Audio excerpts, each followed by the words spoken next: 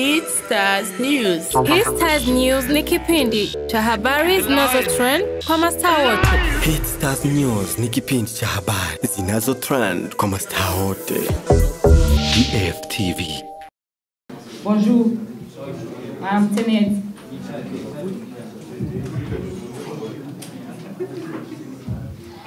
Madame Tenet.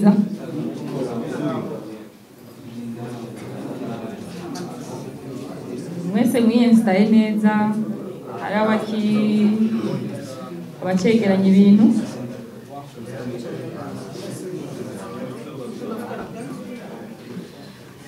Habaye hato.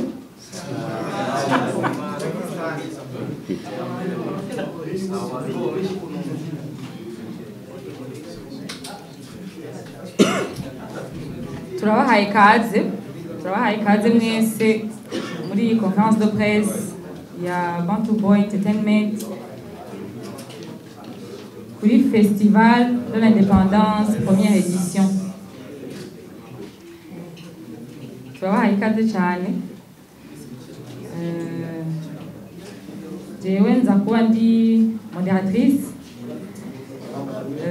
Hafi yanje hari CEO wacu Gali Désiré alias Big Fizo hamwe na Monsieur Paplus, notre partenaire. Kanabo babaha ikaze hamace dutangura conférence de presse.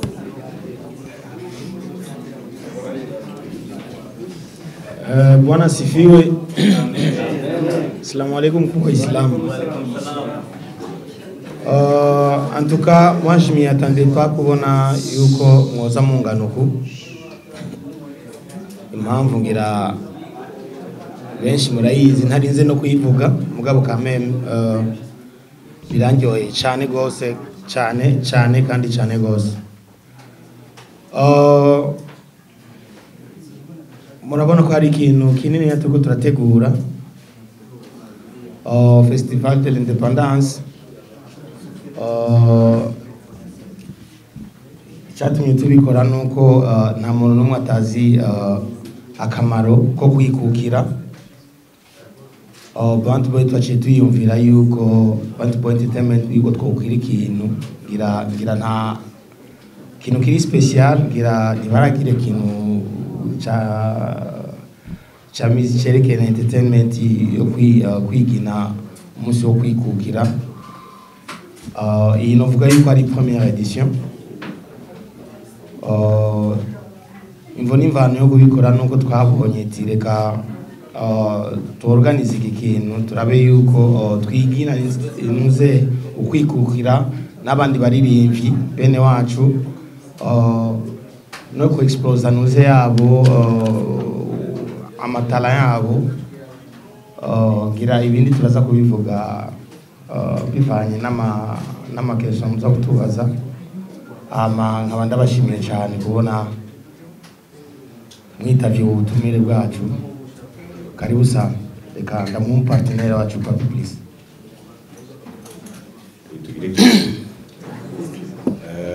Jewe nitwa Paplus, nkaba ndi mu partenaire wa Bantu Boy Entertainment mu gutegura iyi festival iri sabukuru.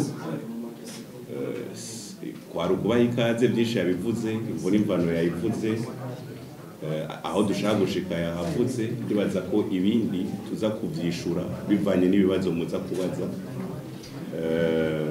kandi twaba turyohewe, biratangaje. Twari twizeye ko uza abamenyesha amakuru bangana gutya, mugabo biraduteye intege. Urabonye ko igikorwa turiko turakora n'ari edition ya mbere gihambaye kandi kiriko kirakurikiranwa cyane. Murakoze.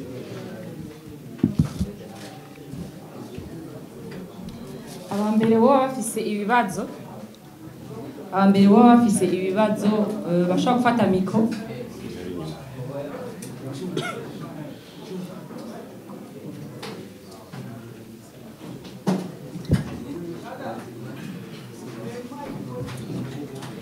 Bega mbabarire mbazi none aba bose n'abajournaliste bose n'abajournaliste nabonye hari abaje kuraba ikirori gusa ko moi je crois pas que ça sera journaliste Eh? Naona pako msanii anavala maneti ya white. Uko journalist kaka? I am journalist. Ukora he? GTV. Cheza we.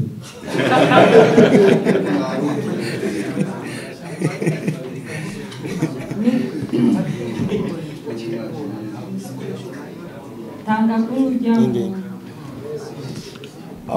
Ejide umuntu ari kuri micro basinzi yuko manager atavuga cyane. Gira muratumva iyo tuko turavuga. Sije?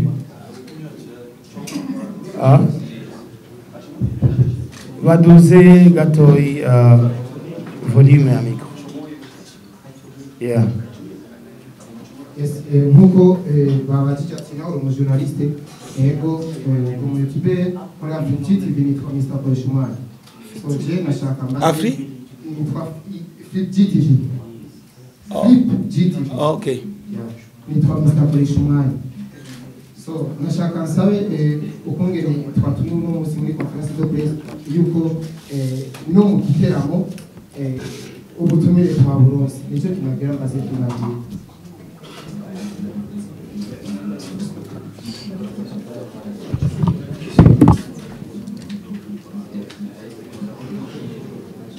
Sinzi yuko hari ibindi bibazo ho baza nk'ibibazo nka bitanu kugira ngo umuntu abyishure rimwe niturinde waza kimwe kimwe.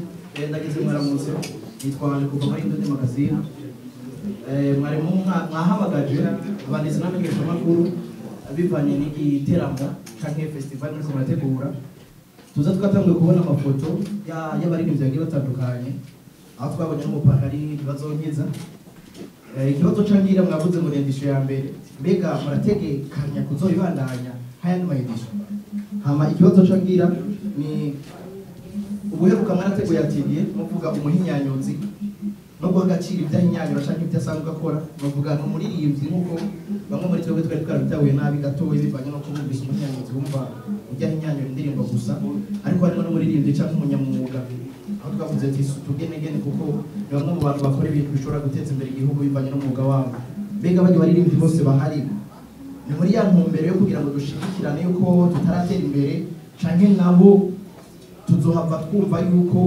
bahawe amahera mugabo mu nyuma tukumva imyidogo yabo ati twarishwe canke twarafashijwe mugani twahabwa agaciro canke ntitwubaho. Murakoze cyane. Ikibazo ca gatatu cyo tubishura. Murakoze. Amazina jewe Isegihe Bintore. Inde? Uhagaze kuva muri More Time. Televiziyo yitwa gute? More Time TV.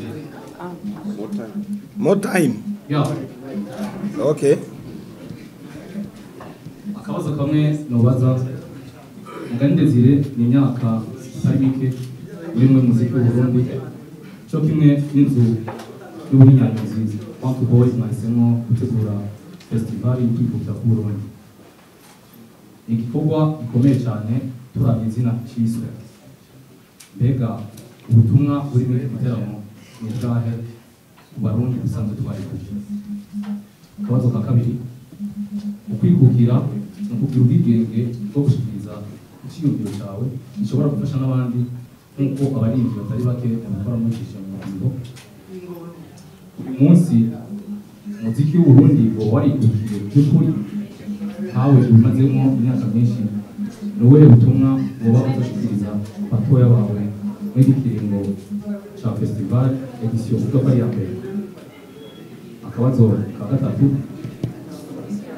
ukwikukira nuko abarundi bose siko abanyamuziki gusa ariko nta ruhara rwoba rwaragizwe na leta y'u Burundi canke muba mwaratumiye abantu bo muri guverinoma y'u Burundi ni ubuhe butumwa mwoba mugamije gushikiriza leta y'u Burundi na cane cane ko mubaririmbira n'imyitozo iyi n'iriya yaba iva ku kutamenya ivyo barimo canke amatora yabo ni ubuhe butumwa muri rusange leta y'u Burundi izobona izokura muri festival mwakoze.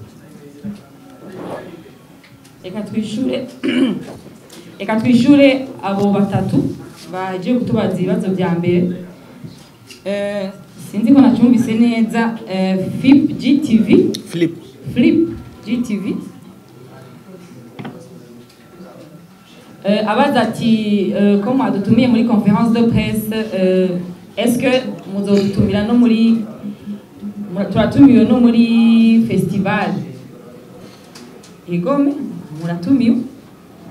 muratumiwe ariko ngira murazi ukuntu dukora muri Pantu Boy Entertainment nukuri umuntu abaje mu biteramo byacu cyangwa mu bintu tuba tworganije kugira kuvuga ati reka ngende kubafilma cyangwa reka ngende kubafotora kugira ndabereke ko byabananiye cyangwa byagize iki uwo vraiment azoshaka igumire muhira kubera ujya munsi wa festival umunsi wo kwigina abazoshobora kuhashika bazohashika tuyiginane nabo abartiste mwarabonye bazoza tuzokwigirana nabo uzobaje ashaka kuraba ati Pantu Boy byabananiye cyangwa byagize iki nukuri uwo nta kaze tumuhaye kuko ujya munsi nukwikukira ko abarundi twese ari aba journaliste ari aba artiste abantu bose murahawe ikaze nta ntidutoranya tuti ukuntu gusa hariho abapartenere b'abajournaliste dusanzwe dufise tuzokorana bafise ikibanza kiri privilege sino mwese murahawe ikaze sinzi nimba hari cyo bashaka kongereza kuri iyo question ya mbere gato kubamenyesha amakuru mwabaje ko muhawe ikaze dushobora kwangira umumenyesha amakuru kumuha ikaze kubera nuno munsi murabona ko tutatuye twatumiye mwese donc nshaka kuba patakaze muhawe ikaze murayihawe mugabo mwibuke ko turiko tugira festival de l'indépendance ni sabukuru nitugize umunsi wo gushaka twerekane ngo uriya canke n'umunsi wo kuryoherwa hamwe twigira independence y'u Burundi rero muratumiye kuza kuryoherwa natwebwe mwigira independence y'u Burundi yego nico nashaka kongera kujonya hariho ikibazo ca kabiri ca Ala wo muri Indundi TV arabaza nimba ari edition hari twese ya gukora iyi ni edition ya mbere mu isanzwe twari dushaka kuyikora l'année passée mugakwera ibibazo by'amautorisation twaciye bishika igwa uyu mwaka urumva niho twaciye tuyitangurira muga n'izindi edition zizoza mu myaka iri imbere hama séminaire papo ya séminaire n'abartiste twatumiye muri ya minsi twebwe ico twashize imbere ni guharanira abartiste hama imyidogo twe ntitumenya rufitiye ntituzi ibintu bizoshika kandi nta kintu kiba ntihabe imyidogo c'est normal ni bibaza ko ari ibintu tumenyereye misi yose imyidogo nishobora kubura mugabo umwartiste wese ari kuri rya affiche mwabonye wese ari kuri affiche parce que twavuganye kuko nta droit dufise yo gufata umwartiste ngo tumushire kuri affiche tutavuganye tudafise amasezerano kwa mizoba après tuzobibona hama tubivugire ko turabe nimba hari amakosa tuzoba twagize canke hari amakosa abandi bazoba bagize muri edition izokurikira tuzoyakosora hama tubandanye kunuko question ya gatatu ya More Time TV niza mugani Desire ego yari yabaje ubutumwa buri muri ubutumwa dushaka donc dushaka gushikiriza kuri fest ngira nabivuze mu ntango igice ubutumwa kwiga ni kwiginana n'aba artiste urumva ni gwa turi muri rwa ruhara nyene rwo kwerekana amatalent kwerekana abarundi yuko dushoboye twese iyo tugiye hamwe ni muri iyo ntumbero ico ngira sinokirandira ko cyane mugabo hari iki yavuze ngo mbeho kukira ku muziki mubona kwa ego kurahari kuko uburundi bwarikukiye mugabo nikibuza yuko batera amagrenade barayatera abantu barapfa ça c'est normal mugabo abantu bariko baratera amagrenade n'abandi hari abansi imisi yose yazokwa umwanzi urumva kuko jewe ndiko ndavuga ko umbajije ngo mbe umuziki wo bari kwikwiye ndi exemple jewe ihagaze ngaho imbere yanyu naho benshi batawara bavyemera je ndi exemple iri vivant ça fait plus de 20 ans ndiko ndagwanira umuziki kuko yo nari kubundi nari kubiheba ndo kwikukira niki no kwitegemvya umuziki uridegemvya mugabo hari abantu bawica barahari muri mwebwe nyine barahari ho kugenda gushigikira umuziki mugabo bakawuponda, ho kwigisha ati ujya muziki wari kuburyoshe iyo hari kuba hameze akantu kameze uko agatari cyangwa bakongereza ko sinzi, mugabo ashobora kubona agakosa kamwe kari mu muziki akashabona yuko byose byapfuye. James Zoran ndabivuga, umuntu wese afise droit yo gukunda umuntu ashaka, umuntu wese arafise droit, nanjye ndafise droit y'abaririmbyi bo ngaje nkunda mvuga ati ujya agenda mu prefer, mugabo ntikibuza nibica bimbuza kudashigikira ubundi. No, je nukuri ndababwiriza ukuri, muri telefone yamfise indirimbo presque z'abaririmbyi bose bo ngaha. Igituma murakizi, mugabo hari abaririmbyi mumbiye ati ufise indirimbo ya Farious muri telefone yawe. No, kuko jewe biranyigisha kumviriza zijya ndirimbo zabo, nkavuga ni haba pite bako banakuya moto, je bishabimpa ingoga yo gukora de plus, kuko ntushobora guhigana n'umuntu utazi, utapigana na nani na gitutu abiwezekani, ntibishoboka. Mugabo kujya kumviriza zijya ndirimbo zabo birama strategy wanje yo gukora, fatereka nkore nk'indirimbo nk'iyi canke irusha nk'iyi. Rero umuziki warikukiye nuko gusa injavyi zamyeyo kandi zizokwamaho, kuko hari abantu babesheje n'umuziki. Jewe nakandi kazi nkora, mfise abana baja ku ishuri, ndihamiriye vare biciye mu muziki. Iyi nzu tuyiriya amafaranga avuye mu muziki, turafise abakozi bakora ngaha tubariya amafaranga avuye mu muziki. Je novuga yuko umuziki warikukiye, nubwo nuko gusa hari abantu binjavyi bawusubiza inyuma. Ariko kimwe gusa je no saba abantu situ nk'abaririmbyi, ego niwashaka ntituvugane ntitwicarane, mugabo haje ikintu cyitwa Burundi, ko za Nigeria ba Wizkid baragwana n'abantu bakagwana, mugabo haje ikintu cyitwa Nigeria bose bahagurukira rimwe bagashigikira, mugabo ngaha ntibiba. Aha hari aba journaliste biyongoye, abandi bagize team sawa, mugira amateam ntituvyanse, nimugira amateam nimukunda bo mushaka, mugabo nimba ari umurundi w'iwanyu niwashaka par exemple zijya ndirimbo zujya musani wowe ukunda nozivuze inshuro 3 canke 4, mugabo ntibikubuze kuvuza na babandi, mubahe chance yo kuvuza n'indirimbo nimwe. Bama baragira ama promotion abantu bo hanze, et pourtant abarundi bari ngaha kandi dushoboye. None abarundi ntidushoboye kwe tuvugisha ukuri, umuziki nuri nta kanovera ufise agafise.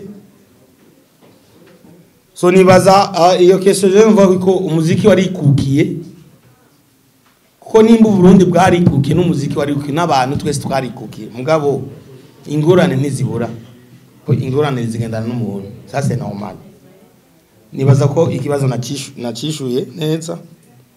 Hama uruhara yabaje n'ikindi ngo nimba leta ibifise mu ruhara, bien sûr que oui, kuko iyo tari kubifise mu ruhara ntitwari kuronka d'abord autorisation yo kubikora, ntitwari kuronka autorisation nimba itari kuba ibifise mu ruhara. Tukanayishimira kubona yaduhaye na autorisation. Hama bikenewe bazoza no kudushigikira bivanye n'umwanya bazoba bafise, kuko sinovuga ngo leta nta ruhara ibifite mu ya, kuko bona baduhaye deja autorisation ni preuve ya mbere ivuga yuko ibifise mu ruhara. Ego murakoze.